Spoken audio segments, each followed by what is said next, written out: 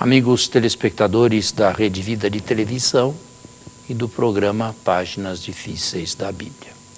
Conforme, Diácono, propusemos no último programa, na semana passada, sim, nós viríamos Carta aos Hebreus. Começaríamos, melhor, a Carta aos Hebreus.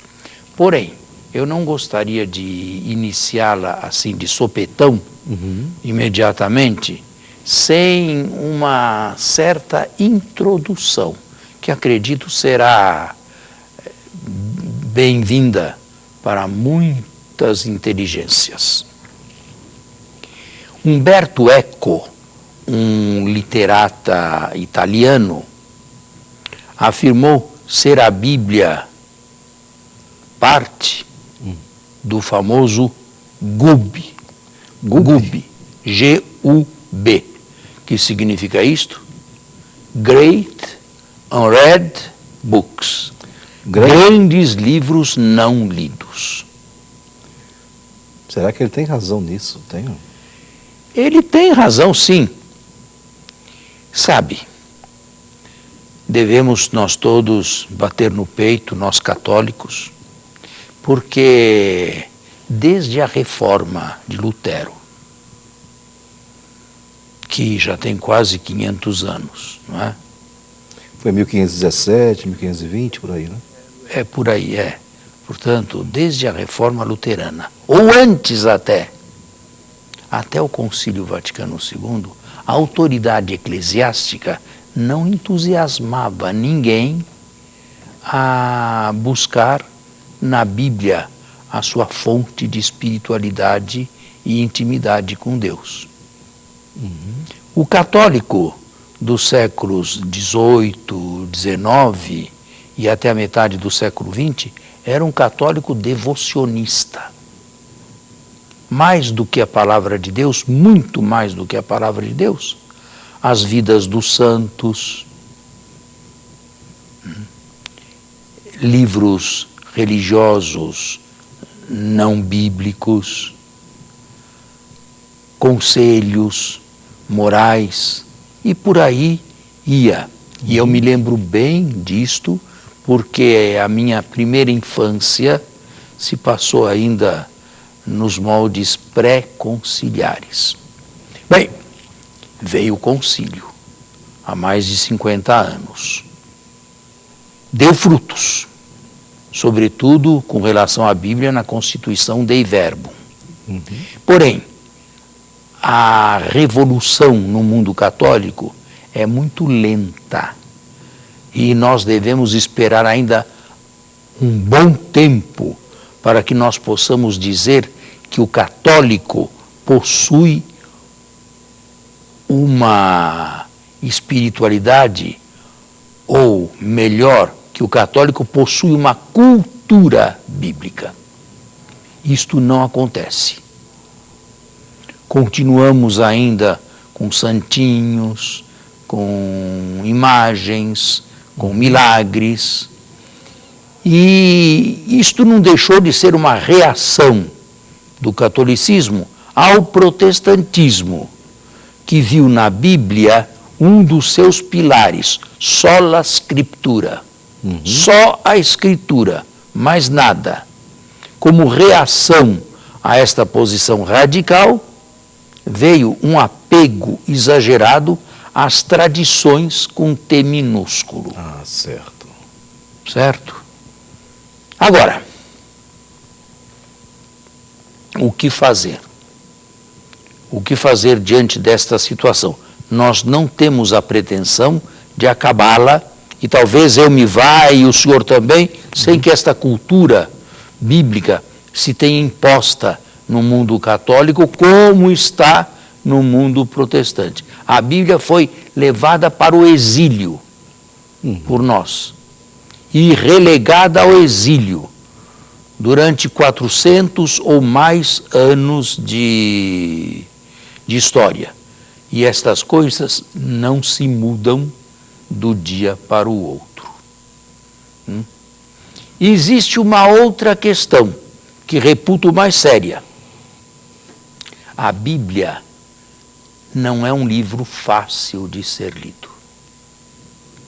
é um livro escrito há 2 milênios ou mais atrás. Podemos comparar a leitura da Bíblia à leitura da Odisseia, de Homero,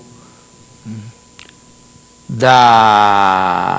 Metamorfoses de Ovídio, das Eneidas de Virgílio, de Camões com os Lusíadas. Se não houver uma certa cultura e introdução, a leitura fica muito prejudicada.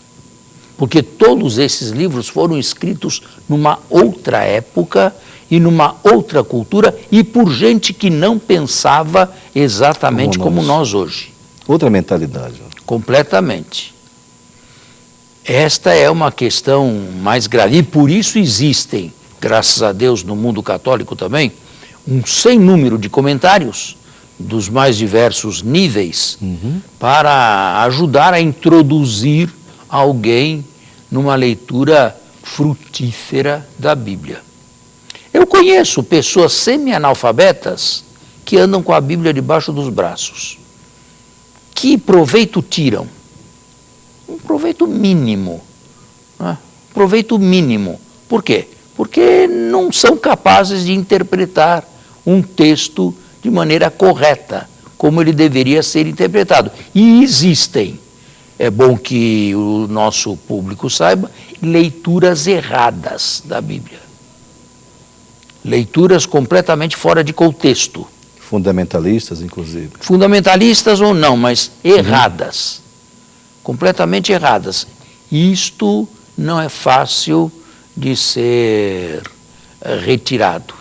É preciso paciência, é preciso tempo e é preciso que cursos como este aqui se multipliquem.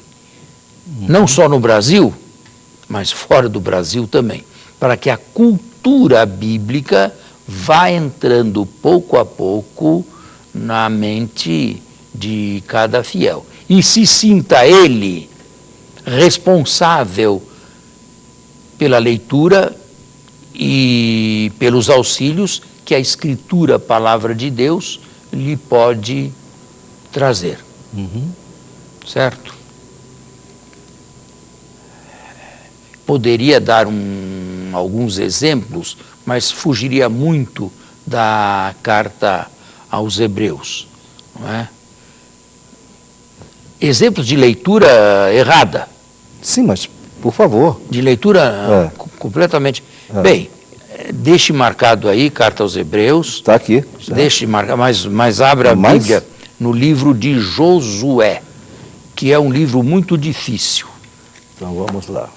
Mas deixe marcado na sua Bíblia. Certo. Livro de Josué. Josué. Isto. Pegue o capítulo 6 de Josué e me que leia. É sobre as... a queda de Jericó. Josué. Pegue o seu capítulo 6. Aqui está o meu também. Já achou aí? Já. Eu estou aqui. É o primeiro livro depois do Pentateuco.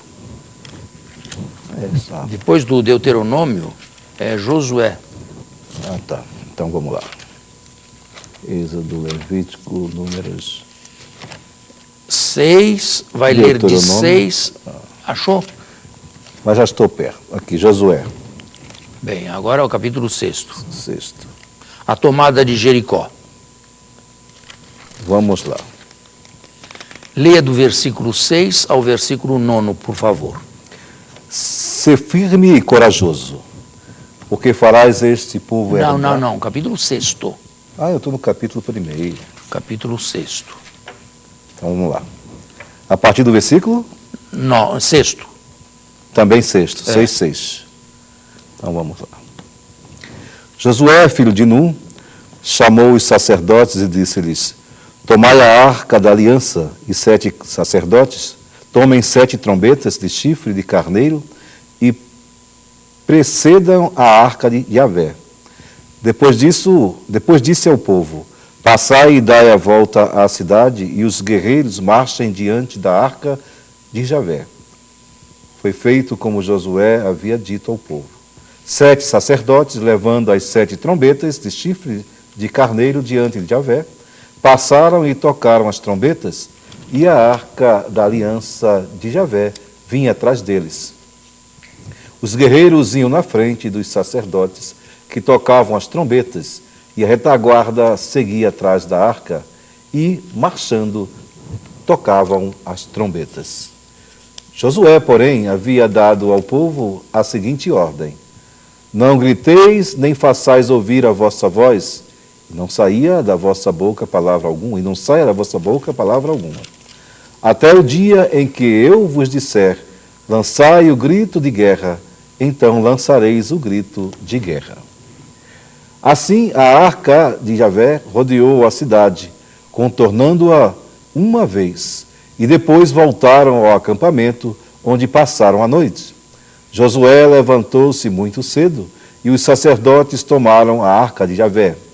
Os 7 sacerdotes, munidos de 7 trombetas de chifre de carneiro, e marchando na frente da arca de Javé, tocavam a trombeta durante a marcha. Os homens de guerra iam adiante deles, e a retaguarda seguia a arca de Javé. Enquanto marchavam, as trombetas soavam continuamente. No segundo dia, rodearam uma vez a cidade e voltaram ao acampamento. E assim fizeram durante 6 dias. No 7º dia, levantaram-se ao romper da aurora e, de igual maneira, rodearam a cidade 7 vezes. Somente naquele dia, rodearam a cidade 7 vezes. Na 7ª vez, os sacerdotes soaram as trombetas e Josué disse ao povo: lançai o grito de guerra, pois Javé vos entregou a cidade. Agora, a partir do versículo 20. O povo lançou o grito de guerra e tocaram as trombetas. Quando o povo ouviu o som da trombeta, lançou um grande grito de guerra, e a muralha ruiu por terra. E o povo subiu à cidade, cada qual no lugar à sua frente, e se apossaram da cidade. Então, consagraram como anátema tudo o que havia na cidade, homens e mulheres, crianças e velhos, assim como os bois, ovelhas e jumentos, passando-os ao fio de espada. Bem, nós temos que fazer um intervalo. Sim. Vamos continuar depois. De volta, Estamos o de texto volta. foi lido. Sim. As trombetas de Jericó são famosas na historiografia bíblica, mas elas não aparecem como instrumento de estratégia militar. Em nenhuma narração militar aparecem trombetas como armas de guerra ou como instrumentos de guerra. Assim, por exemplo, os assírios costumavam tomar cidades inimigas construindo torres móveis, que depois se aproximavam da muralha e lá de cima lançavam tochas ardentes ou então arcos e pedras. Mas em nenhum lugar nós vemos trombetas soando. O que significa isto? Isto significa que o chão começa a ser meio lábil, meio escorregadio para nós, certo? O chão, porque as trombetas não servem para dirigir uma guerra. Há mais. Os historiadores, os arqueólogos, escavaram Jericó, a primeira cidade que foi encontrada no mundo, habitada já 7.000 anos antes de Cristo, e não encontraram vestígio algum de população à época em que se costumava colocar esta conquista de Jericó pelos israelitas. Ou seja, a cidade simplesmente estava vazia, sem ninguém, apenas ruínas. Portanto, nós podemos dizer com toda a segurança, depois dessas considerações que eu fiz, que este texto aqui não é histórico. Não é um texto histórico. Mas traz uma mensagem, né? Porém, não é texto histórico. Sim, não sim. é para ser lido literalmente. Não é para ser interpretado ao pé da letra. E então, aonde fica a verdade do texto, se ele não pode ser lido ao pé da letra? Onde está a sua verdade? As trombetas aparecem também num livro muito tardio da Bíblia, no segundo livro das Crônicas, capítulo 13, e sempre nas mãos de sacerdotes. A verdade deste texto pode bem ser a seguinte: o narrador nos diz que a cidade foi tomada não tanto pela capacidade militar de Israel, que nunca teve de resto, não tanto por suas vitórias militares, que nunca existiram, mas a primeira conquista da primeira cidade da Terra Santa é paradigmática.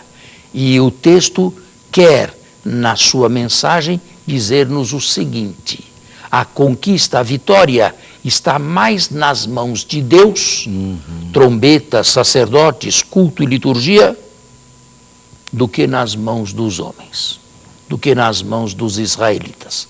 É mais Deus quem decide as coisas do que os homens com a sua perícia. Esta pode ser bem a leitura que fazemos do texto da queda das muralhas de Jericó. Agora, e por que manda passar a fio de espada homens, mulheres, Essa era a minha crianças e até animais? Pelo simples motivo de terem vivido antes numa terra que depois o Deus de Israel resolveu dar ao seu povo. Também aqui a inteligência tem que ajudar. Nós estamos num mundo sacral, num mundo cultico, com sacerdotes e trombetas. E no mundo sacral, no mundo cultico, no culto a Deus, vale a regra, ou tudo ou nada. Ou se dá tudo ou não se dá nada. Deus não se contenta com a metade. Ele quer e quer tudo. Portanto, toda a cidade pertence a Ele. É isto que o texto quer dizer. Agora, para isto é preciso uma certa cultura, não é verdade? Sem uma certa cultura bíblica, se lê um texto deste... Vai dizer que Deus mandou matar e manda matar. E imagina que Jericó realmente caiu ao som de 7 trombetas. São coisas diferentes e bem diferentes. Mas agora eu entendo por que são mencionados sacerdotes e trombetas. Vale mais o culto a Deus no mundo sacral. É Deus quem resolve as coisas melhor que os homens. Por isso que realmente é difícil, não? Será que o autor já escreve com essa intenção, né? O agiógrafo. O autor tinha pré-compreensões que nós não temos mais. Não temos hoje. O que é uma pré-compreensão? Não é preconceito, é pré-compreensão. São coisas que vêm atrás e que condicionam ou limitam os meus conceitos atuais. Por exemplo, por que eu sou o que sou? Por que eu tenho determinadas inclinações? Por que eu faço determinadas coisas? Por que eu gosto, por exemplo, de música clássica e não de música popular? Por quê? Vêm as pré-compreensões. Minha família, meus pais, meus avós, a educação que recebi, os mestres, a escola, os colegas, enfim, todo mundo, toda esta gente me condicionou. Por que eu sou um católico, padre católico? Porque desde a infância eu vivi na igreja. São os meus pré-conceitos, tá vendo? Que vão Preconceito ou determinar pré-compreensões? Pré-compreensões. Bom, poderia ser preconceito também, no sentido bom do termo. São conceitos que determinarão mais tarde e de maneira bem forte os meus conceitos. Certamente, se eu tivesse nascido numa favela, de mãe prostituta, de pai traficante de droga, eu não seria o que sou hoje. O que eu seria? Não sei, porque não se pode fazer pensar e refletir sobre algo que nunca se deu. Não é? Aí está um exemplo de como precisamos de cultura e cultura bíblica para entender a Bíblia. Como também para entender aqueles outros livros antigos que fazem parte dos Great Unread Books, grandes livros não lidos, né, e tirar proveito espiritual. Uma pessoa que não tenha esta visão é capaz de chegar a esta conclusão? Não há como. Não há como, não é? Então está aí apenas um exemplo para dizer que a leitura da Bíblia não é fácil, exige estudo e exige uma cultura. Mas também, o que é fácil nesse mundo? Nada. Alemão é fácil? Dizem que é um dos mais difíceis idiomas. Pois é. Grego é fácil? Nem o nosso português é fácil. Medicina é fácil? Internet, informática é fácil? Exige Por que aplicação, só a Bíblia tem que ser fácil? Não. Agora, o nosso povo, se tiver interesse por aulas assim ou por livros que escolham, terá, com o passar do tempo, uma cultura bíblica melhor. Bom, isto tudo é uma certa introdução ampla a um livro, a uma epístola que vamos tomar. À primeira vista, a Carta aos Hebreus é a menos lida de todos, ou de todas. Sabe, a liturgia assume no mês de janeiro, nas férias, nos dias feriais do mês de janeiro, dos anos ímpares. O ano que vem... Já estamos? Não, já estamos. Já estamos em 2018, já estou pensando já estamos em 2017, estou pensando em 2016 ainda. Né? Foi rápido esse curso aqui, ou esse tempo que passou. E em 2017 já estamos lendo no mês de janeiro apenas, a carta inteirinha aos Hebreus, na liturgia da missa. Mas quem é que explica, quem é que tem paciência para ler, quem é que gostaria de entender, quem é que gostaria de aprofundar? E com essa visão, nós vamos para uma introdução mais próxima da carta aos Hebreus. Ela não foi escrita por Paulo, como tradicionalmente se disse, não sabemos quem foi o seu autor e provavelmente ela foi escrita depois da queda de Jerusalém, isto é, depois do ano 70. Mas ele não chega a citar, né, a queda do templo. Não chega a citar de forma nenhuma. Escreve e dá a entender que o templo ainda está à disposição, mas o templo não estava mais. A carta não pode ser datada antes de 70. Antes de 70 nós temos apenas as cartas autênticas de Paulo. A carta aos Hebreus, infelizmente, não é de tradição ou de escritura mais recente, mais tardia. Ela possui uma alta cristologia que não se compreende, bem elaborada, não se compreende bem num texto anterior ao ano 70. Bem, hoje está encerrado o nosso curso. Fica só aqui. Esse gostinho de quero mais. E esse gostinho prepara, se Deus quiser, para a semana que vem. Sim. Tá bem? Sim. Então, até o próximo sábado, com a bênção e a graça de Deus.